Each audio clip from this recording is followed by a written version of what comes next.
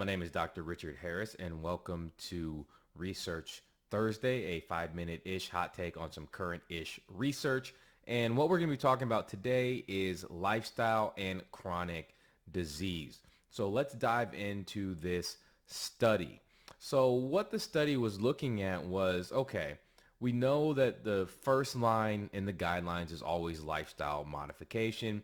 And we've done studies that show that a healthy lifestyle, and they looked at only 4 behaviors, which is, only a fraction of what we recommend in functional medicine. They looked at nutrition and alcohol consumption, smoking, and do you get enough exercise? And previous studies have shown that if you're healthy and you do these things, you can add about 10 more years onto your life on average, and then reach age 70 without chronic disease on average. And so this study was looking at, okay, well, what about the presence of 2 or more chronic diseases? Does having a healthy lifestyle impact your mortality or your years, additional years with chronic disease? And again, they looked at the lifestyle factors of smoking, of diet, of alcohol, and of smoking. And so the study basically looked at, for lifestyle, if for diet, did you eat 5 servings of fruits or vegetables? For leisure time physical activity, did you meet that 150 minutes of moderate activity or 75 minutes of vigorous activity or equivalent throughout the week? Were you a non or moderate alcohol consumption, and that was 0 to 14 units? This is a UK study. Or more than 14 units of alcohol per week. That was excessive alcohol. And then smoking was, do you smoke or do you not smoke?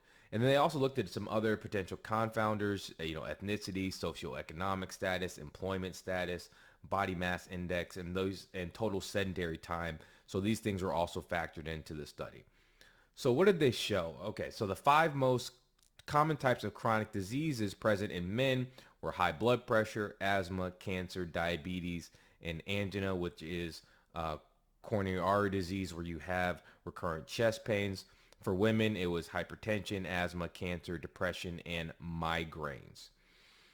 So the study found that those who were in the healthy lifestyle, now let's say you started this or you were looking at this from the age of 45, the unhealthy score had about 1.5 additional years of life compared to very unhealthy.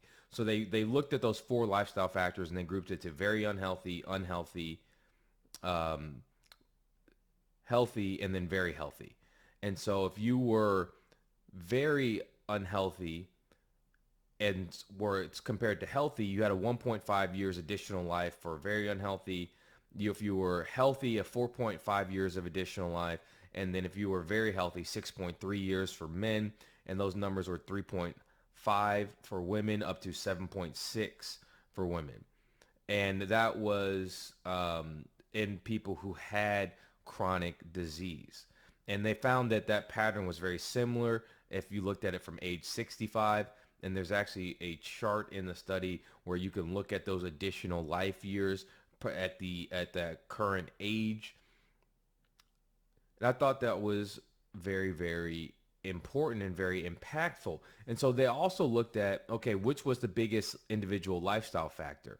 And of course, they found it was smoking. So those who didn't smoke had a 46% lower risk of mortality, 52% lower in women. So 46 in men, 52% in women. And the estimated additional life expectancy was 4.9 years for longer for those who did not smoke in men, and 5.9 in women. So they found that smoking was the largest of the risk factors. The second largest risk factor was physical activity. That was 2.5 years additional life expectancy in men and 1.9 in women. And this is a really interesting study for a couple of reasons. This is only a small subset of the behaviors that we recommend in functional medicine and lifestyle medicine. It's only a small subset of the things that we put into our wellness course. I think that lifestyle medicine is the most important aspect of medicine because it's what are we doing on our daily basis. It's either adding to our health or subtracting from our health. And studies have shown that even doing 4 simple things can make a dramatic improvement on our health. And then what if you look at that from a total health perspective? What if you have a wellness plan, something that makes sure that when you walk through your daily routine, you're making constant deposits into that wellness bank? And this is what I'll talk about with people. If you look at the data, it says that 45% of cancers are preventable, and 40% of Alzheimer's is preventable. But that's only looking at a small subset of the behaviors that we actually do in functional medicine, lifestyle medicine, and what I walk through with people for my wellness courses and my one-on-one clients. So I think this is really exciting data. And I think that this is really interesting because they looked at people with chronic disease. And a lot of people who have chronic disease kind of just give up. They say, well, I already have a disease, so you know what, I'm just going to do what I want. No, you can possibly reverse that disease and you can improve your quality of life by still doing these behaviors. There was another study that showed that a functional medicine approach focusing heavily on nutrition improved chronic pain and rheumatoid arthritis. We talked about that on the last research video, Research Tuesday. So I'd say the main takeaways here is lifestyle matters, your behaviors matter. It is so important and essential for our health, and we need a complete guide to walk us through so we make sure that we are having a bulletproof wellness plan. If you're interested, that's what our wellness course is all about. We go through lifestyle medicine, we go through exercise, nutrition, avoiding toxins, and we even tackle mindset and willpower and how you build healthy habits to make a sustainable lifestyle so you can get these benefits that the data is showing conclusively.